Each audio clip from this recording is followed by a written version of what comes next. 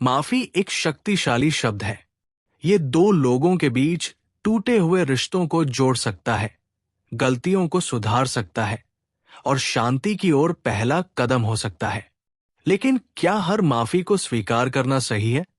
क्या सिर्फ सॉरी कह देने से हर गलती माफ हो सकती है? क्या हर व्यक्ति जो माफी मांगता है वास्तव में अपने किए पर पछतावा करता है? आज हम इन्हीं सवालों की गहराई में उतरेंगे। माफी का वास्तविक अर्थ।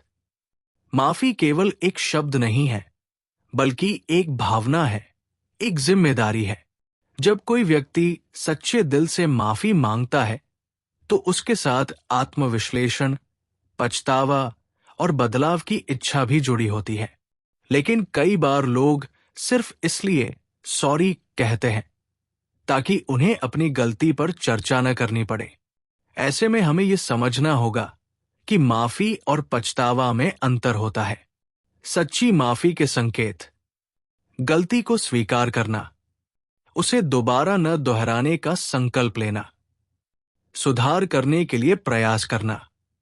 माफी के बिना पछतावे के संकेत: केवल शब्दों में सॉरी कह देना, अपने व्यवहार में कोई बदलाव न लाना, गलती को हल्के में लेना। हर माफी को क्यों नहीं स्वीकार करना चाहिए?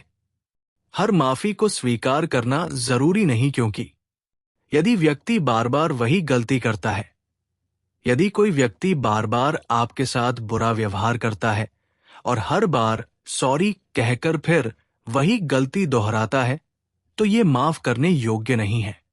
यदि माफी में ईमानदारी नहीं है, कई बार लोग माफी इसलिए मांगते हैं ताकि वे खुद को अच्छा दिखा सकें, न कि इसलिए कि उन्हें अपने किए पर सच में पछतावा हो। जब माफी आपका आत्मसम्मान चोट पहुंचाए, कुछ लोग दूसरों की भावनाओं के साथ खेलते हैं और माफी मांगकर फिर से वही गलतियां दोहराते हैं।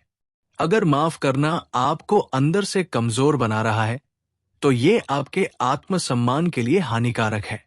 हर रिश्ते को बचाना जरूरी नहीं। कुछ रिश्ते हमें बार बार तकलीफ देते हैं। हर बार उन्हें माफ करना और उन्हें दोबारा वही गलती करने देना हमें भावनात्मक रूप से थका सकता है। खुद को कैसे बचाएं? अपनी सीमाएं तय करें। हर व्यक्ति को यह तय करना चाहिए कि वो किस हद तक किसी को माफ कर सकता है। आत्मसम्मान को प्राथमिकता देना जरूरी है। लोगों के इरादों को समझें। अगर कोई व्यक्ति सिर्फ परिस्थितियों के कारण माफी मांग रहा है, न कि अपने किए पर सच में पछता रहा है, तो उसकी माफी स्वीकार करने का कोई कारण नहीं है। स्वस्थ संवाद करें। यदि कोई बार बार आपको नुकसान पहुंचा रहा है, तो उसके साथ खुलकर बात करें और स्पष्ट करें कि आप क्या सहन करेंगे और क्या नहीं। दूरी बनाएं। अगर कोई व्यक्ति बार बार आपको तकलीफ दे रहा है, तो उस व्यक्ति से दूरी बनाना ही बेहतर है। खुद को दोषी महसूस करना बंद करें।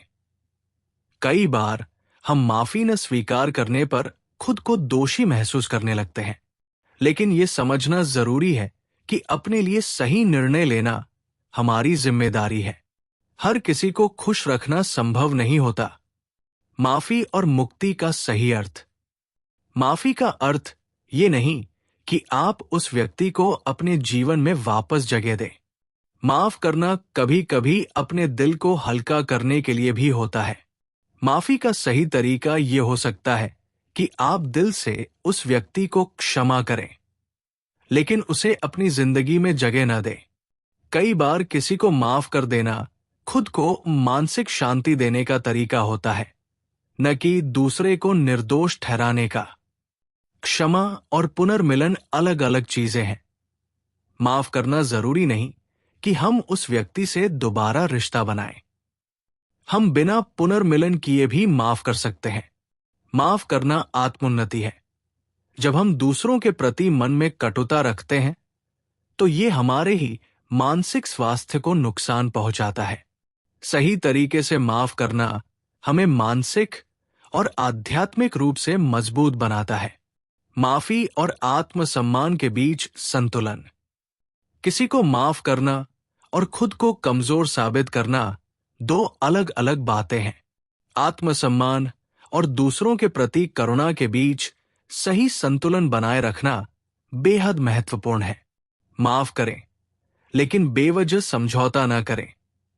किसी को माफ करना आपकी ताकत है, लेकिन इसका यह मतलब नहीं कि आप बार बार चोट सहन करें।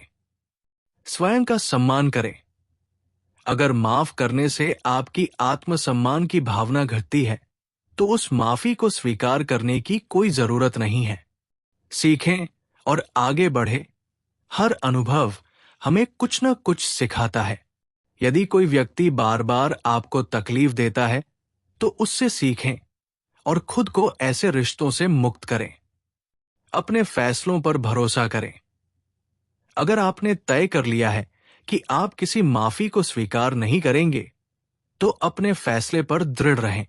बाहरी दबाव में आकर कोई ऐसा निर्णय न लें जो आपको मानसिक कष्ट दे। हर माफी को स्वीकार करना जरूरी नहीं।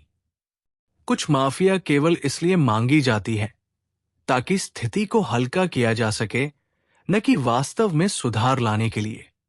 आत्मसम्मान को प्राथमिकता देना सबसे महत्वपूर्ण है। हमेशा ये याद रखें कि सच्ची माफी न केवल शब्दों में, बल्कि कर्मों में भी झलकनी चाहिए।